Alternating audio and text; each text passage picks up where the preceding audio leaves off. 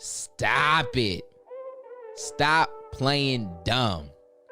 You over here trying to act like you don't know why your life is going the way that it's going. Now, I will give it to you. Sometimes life throws some curveballs at us, but most of the time, it's actually not rocket science. We just overcomplicate it. Let's talk about it. The Creator Podcast. My name is Dion Williams, aka Dion Does, and I truly believe that we were all created in the image of the ultimate creator, and therefore it's in us all to create. And this show aims to help you and I both level up in this four-dimensional game of life so that we can go out and create for good, whether that's for ourselves, our family, the community around us, but all of this a part of a generational vision of a family of creators coming together to be the difference. Creator family, I hope you guys are being blessed. Now, I be talking so much crap in the intros, don't I? It's just to get your attention, man, and it all comes from love. If I do hurt your feelings, that's not the main point. It's like an unfortunate side effect. You know what I mean? Like dirty hands when you're eating Cheetos. I rock with Cheetos, but it just depends. Like certain times I can't. They're good, but unfortunately a side effect is just your fingers feel weird. Like you got them Cheeto fingers, and I'm getting too old, man. At a certain age, the Cheeto fingers gotta stop. Right? But when you go for the Cheetos, that's not what you intending to have dirty fingers. And just like I'm not intending to hurt your feelings. I gotta get the good. And sometimes that just comes with it. Just like the goodness of the Cheetos comes with the fingers, the goodness of me calling you out, hopefully waking you up to some of this stuff. It might hurt, but you'll get over it. Now, I was talking crap and I was like, yo, just stop playing dumb. Now, this episode is inspired by a conversation I was having with a student of mine who actually said I could share it. They will remain anonymous, but we were talking and it started with like frustration. Like it was almost like one of those panic things. Like, yo, I really need to talk to you, man. My life is falling apart. And sometimes that's legitimately happening. I know some people that have gone through some crazy things. And not literally, but they're going through some really bad things. But you'd be surprised. The majority of the time where people think their life is falling apart and everything is just so horrible, it's not that bad once we get to talking about it. And they just felt like they felt hopeless. They felt like life was just out to get them and nothing was going right. They couldn't get any momentum. So we got curious. We were asking questions. And what we started to realize was that the results they were getting in their life weren't so random. And we could actually trace a lot of them back to poor decision making. And some of it was actually some of, at least one thing was years ago. But and sometimes we forget, but there's decisions we've made that have a ripple effect. And unfortunately, sometimes they don't pop up until later. And sometimes we have already changed. You may make a decision last year and become a brand new type of person this year. But yet the consequences of that decision can follow you. The old you's decisions can follow you even after the transformation. And we might have to deal with some of those. And I think that's probably some of the most unfortunate times when you actually change. You're trying to do good now, but maybe you fluffed up. And we saw a couple of areas like that. And they just felt like, again, after the conversation, though, things had shifted. They didn't feel as hopeless. They, nothing magically fixed itself, but we had a new perspective and an understanding on how we got there. And that's why I believe I'm going to title this The Grim Reaper, because their future seemed so grim. Their current circumstances seemed so grim.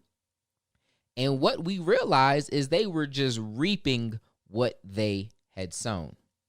And that's the principle today is a reminder that you will reap what you sow.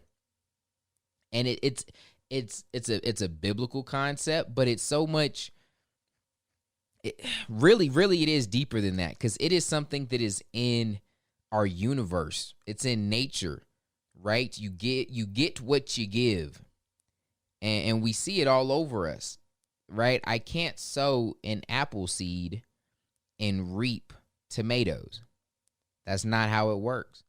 And if you're not familiar with what reaping and sowing is, it's like an agricultural term. So if you were farming, or if you were a farmer and you wanted to plant some seeds, or that's just another word for sowing, right? You would sow out seed, and then come harvest time, you would reap whatever seed that you sown, right? And at that point, it wouldn't be seed anymore. It would be the plant or the crop that you were looking for. And it's the exact same thing when I sow love into a situation, right? Let's say me and my wife are having a conversation. The more love I add to it, the more kindness, the more I sow that, the more I'm going to reap that back from her. And my wife is a savage, a straight motherfluffing G. If I want to sow negativity or hostility, or if I'm going to talk crap, you dang right, that's what I'm going to reap. That's exactly what I'm getting back. She ain't playing no games. I'm going to try, my air turned on. I'm going to try and turn that off while I'm talking. And so the concept here is very, very simple. And it's a friendly reminder. I've hit you guys over the head with this a couple times, and I will continue to hit you over this, because this is a law of nature that's constantly at work. And the more you ignore it or you are ignorant to it, the more you're going to feel out of control in your life. All right, so let's keep it simple here. I'm going to remind you of the principle, and then we're going to get into putting some feet to it. So remember, I don't even have any sexy way to say it. It's the principle is very, very simple. If we want to put it in quote form, Stephen R. Covey says, you will always reap what you sow. There's no shortcut. And so that's very important for us to understand. Sometimes we want to skip steps or reap a harvest that we didn't even plant. Some of you guys want your girlfriend to be kind and loving and here's where we really miss it. The kind and loving, we kind of get all that, but sometimes we want someone to be understanding of us or forgiving of us, but we ain't sowing that. Ooh, if you want to reap some forgiveness, you should probably start sowing it with other people, right? You want everyone to give you grace and be so understanding but what's going on in your life, but you so judgmental about everyone else, and you wondering why that's what you're reaping.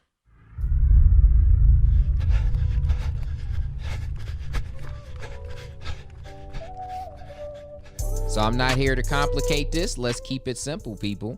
Pull out your creator frame, which is your faith, relationships, energy, economics, the 4 dimensions of this game that we call life. And I want you to see what's jumping out to you, man. And just do a very simple check. What am I reaping in this area of my life? Am I happy with it? Do you feel like my student that was so discouraged? They felt so out of control. Are you really out of control? Or are you able to reverse engineer the results you have in your life? And you can see why you got what you got right now.